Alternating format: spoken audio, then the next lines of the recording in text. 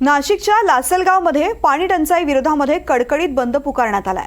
लासलगावसह पाणी पुरवठा योजनेमधील 16 गावांमधील पाणी पुरवठा वारंवार विस्कळीत होत असल्यामुळे ग्रामस्थ आक्रमक झालेले आहेत। त्याच पार्श्वभूमीवर आज बंद पाळण्यात आला। त्याला व्यापारी आणि व्यावसायिकांनी चांगला प्रतिसाद दिल्याचं पाहायला मिळतंय। पाणी पुरवठा सुरळीत न झाल्यास लोकसभा निवडणुकीवर बहिष्कार टाकण्याचा इशारा नागरिकांनी दिलाय। आता मतदानावर बहिष्कार आहे, त्याचं कारण असं आहे का प्रत्येक वेळेस वेगवेगळे कारण सांगले जातात।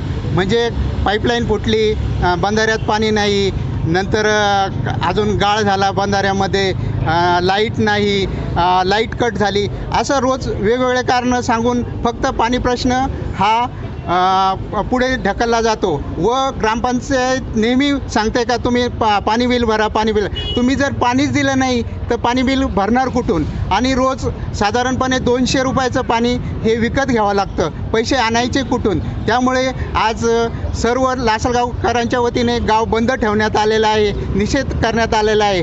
जोपर्यंत कलेक्टर साहेब किंवा CO मॅडम लासलगावला येऊन याचं परिपूर्ण उत्तर देत नाही, पाण्याचा प्रश्न सॉल्व्ह करत नाही, तोपर्यंत मतदानावर बहिष्कार हा कायम असणार आहे।